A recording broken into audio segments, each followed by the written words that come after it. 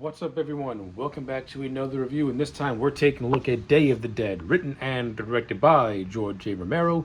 Day of the Dead is it's the concluding chapter of the initial Living Dead trilogy, and as a final movie until the second trilogy started, Day of the Dead, this movie was good. Like Day of the Dead is really, really good.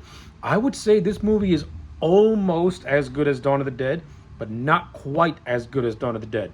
But definitely Day of the Dead is definitely top tier. Of the three movies so far, Day of the Dead is very much neck and neck with Dawn of the Dead as to which one of these I actually like the best. But Dawn still edges it out.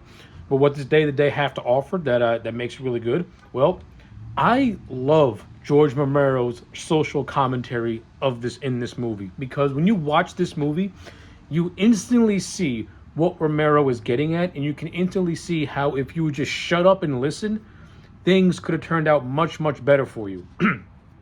Now I'm going to expand upon that momentarily, but like the social commentary that Romero was getting on with this movie, it works. It's spot on. This movie is more of a human feel to it. Like, you do got the zombies, they're in the background mostly, but Romero with Day of the Dead, Romero tries to do something a little bit more different. He more or less goes for the disintegration of the human soul, basically, which is basically what this movie is. To me, this movie is Romero pretty much highlighting the desegregation of the human soul, and pretty much saying that the zombies are more civilized than the humans are when you look at it. And through the use of the character named Bub, who is a zombie who was being trained to discover some human emotion, and then you parallel Bub with the other human, with the more savage humans in this movie. Like, the zombies become more civilized and the humans have become more dangerous. Like, I love that. I like that stuff from a story standpoint, and from a just a apparel and just a and just a commentary standpoint. I thought Romero hit that stuff. I thought Romero nailed that stuff absolutely perfectly. Yeah, excuse me. Yeah, I can't talk much about the social commentary and the parallels, because I thought Romero was really spot on with it, and he really did a good job at fleshing out that idea very, very well. And not only that, the character of Bub, well, the idea of the zombies slowly starting to have a subconscious intelligence to them, that was already established in Dawn of the Dead, when the zombies, through natural instinct, make their way towards the mall. And the characters in that movie even touch on that. Romero takes that setup and he expands it in Day of the Dead to the character of Bub, which was done absolutely perfectly. Like, Bub becomes one of the most likable characters in this movie, and he's one of the enemies, so to speak. But he's likable. He's a zombie that is learning, that is being taught human emotion, that is basically finding that small sliver of human life that is still hidden beneath him. and through this character named Dr. Logan, who is more or less a Frankensteinish mad scientist, that's how Bub is actually able to discover some semblance of humanity, and that's actually what makes Bub a very interesting character. The movie does tease Bub talking almost, and I'm not gonna lie, I'm kind of glad they didn't go there, because I think that would have been maybe a little bit too cheesy and maybe a little bit too much. But I think Bub rediscovering humanity, discovering humanity first, is more intriguing, and then you save the next step of evolution for another entry. But yeah, the stuff with Bub is spot on. He's very, very likable. I like the overall design and look of Bub. Once again, Tom Savini returns to do the makeup and special effects, and he once again nails it out of the park. This time, he brings in Greg Nicotero and Howard Berger of K&B. This is one of their early works with K&B. Now, of course, if you don't know who K&B are, they're one of the most prominent special makeup effects in all of Hollywood. You definitely seen their work if you're a fan of The Walking Dead. But The Walking Dead doesn't even cover a fraction of their body of work. But seeing their effects mixed with Tom Savini in this movie, badass. The effects in Day of the Dead, they outdo the effects in Dawn of the Dead. They're more sophisticated in this movie. They look more realistic in this movie. And it's absolutely perfect. Excellently done. Beautiful stuff. In terms of this movie's, I'll say this, in terms of the actors and the acting in this movie, once again, Day of the Dead, Dawn of the Dead was the beginning of getting solid actors to play these roles. Day of the Dead is no different. The acting in this movie is great, with the standout to me being John Polito as Captain Rhodes, who is more or less the leader of this military unit that are hiding out in a Florida bunker with a bunch of scientists. The character of Captain Rhodes is a sadistic, morally corrupted human being. John Polito plays this character as the most hateable son of a bitch in this entire movie. Like, you're rooting for this man to die because he is devoid of any reason, devoid of anything. He has this obsessive compulsion to him. And you can see that if you would just, someone would just slap him and knock some sense into him, he can be he can actually work with the people that he's threatening. I mean, it's like, it's not that hard for this guy to just shut up and listen, but he's so against, the zombies, and he wants to eradicate all of them, even at the expense of his own men. And that's just his rapidly declining insanity. Not to say that the other characters don't have declining insanity. Even the character of Dr. Logan, his sanity also begins to decline because he becomes obsessed with trying to domesticate zombies. And it's starting to affect his insanity to the point where it's obsession. Like, both Logan and Rhodes, they have obsessions, but for totally different reasons. And it's up to the viewer for them to decide which one is...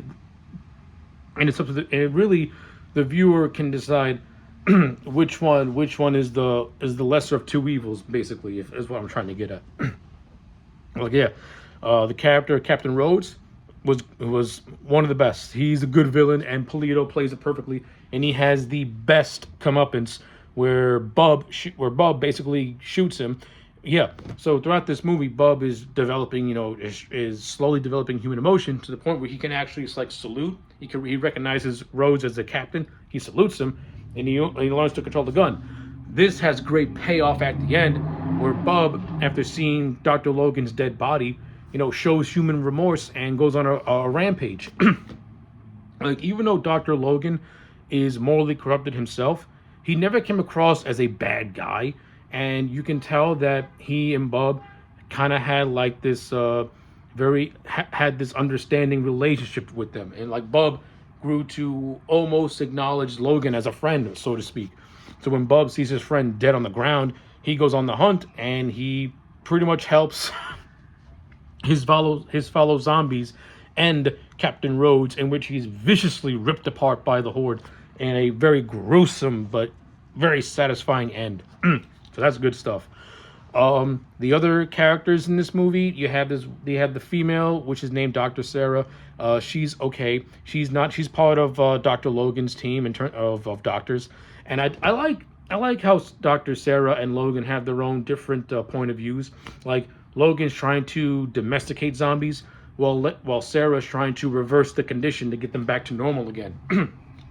So those two kind of have a conflict of interest in what their ideals are. Not only that, you also have Sarah, who who also has her own things to deal with, being subjugated to this army militia, so to speak. So, but as a character, I don't think she was as interesting as Francine in the second movie. I think Francine's a more interesting character, but Sarah was okay. The other character named Bill that she's with, he's fine too. Nothing really to him. And then you have these other two characters, who is actually, I made a mistake. Bill is actually is actually a radio communications and also an alcoholic. It's the character of Fisher. He's the other doctor that works with Sarah. So Bill and this other character named John, they're also part of Sarah's little group. John is more or less the Jamaican flyboy, since his nickname is Flyboy. So he's a decent character as well. And Bill, his main function is he's an alcoholic, but he's really good at radio communications. So he was fine too. I do appreciate George Romero trying to replicate the camaraderie of Dawn of the Dead with the characters in Day of the Dead, though I don't think these characters are as engaging or as interesting as Dawn of the Dead, but they're still good for what they are. In terms of everything else in this movie, good stuff. George Romero's directing, once again, is spot on. Very good at creating suspense, very good at creating tension. This movie to me feels more like a more like a human drama, like a horror drama than an actual zombie movie. Not to say this movie does not have enough zombie action, because it's got plenty of it. But I do think some of the characters could have been handled a little better. Like, for example, there's this character who's named Steele, who was more or less the second in command to Captain Rhodes. And Steele, the actor who plays Steele, looks almost like John Goodman. Like, if you didn't know better, you would thought John Goodman was in this movie. Yeah, the character is Steele. His main trait is that he's just like he's a racist, basically. He's calling everyone the S word, if you know what I mean. He's just an overall just douchey type of dude. But there's this one scene where Romero kind of set up the idea that maybe Steele would go against Captain Rhodes, but he doesn't take that route, which is kind of cool. Which I would have had Steele start to question Rhodes, and it's the scene where Rhodes basically was ordering one of his soldiers to kill Sarah because she was disobeying an order. And everyone thought that Rhodes was joking, but he ended up not being joking. And you can tell by Steele's reaction that he's like, hey, wait a minute.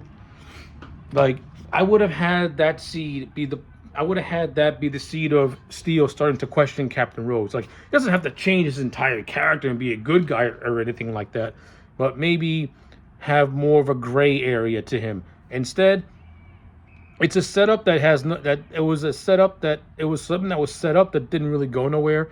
Steele ends up getting killed by a bunch of zombies after running away from Bub, after trying to kill Bub but fails. But he ends up killing himself before getting ripped to shreds. So that's whatever. Like, yeah, I thought that was a missed opportunity. I would have done something better with that. I do like this whole little subplot. This other character named Miguel, who is petrified out of his mind and is slowly starting to lose his grip on his sanity. And it's actually the character of Miguel through a suicide who lets the zombie horde into the bunker, and that's where the climax kicks into high gear, and it's just carnage and bedlam and chaos, and it's great stuff. And that's the special effects in full awesome display. Yeah, but eventually at the end of the movie, Sarah, Bill, and John, they all make their way out of the compound and go to a tropical island where they basically live a satisfying conclusion. So, yeah, those are basically my thoughts on Day of the Dead. At the end of the day, thought this movie is a solid 8 out of 10. It's not as good as Dawn, but still a very good movie in its own right. So, yeah, those are my thoughts. Let me know yours in the comment sections down below. Like the video and subscribe, and I'll check you back next time for more.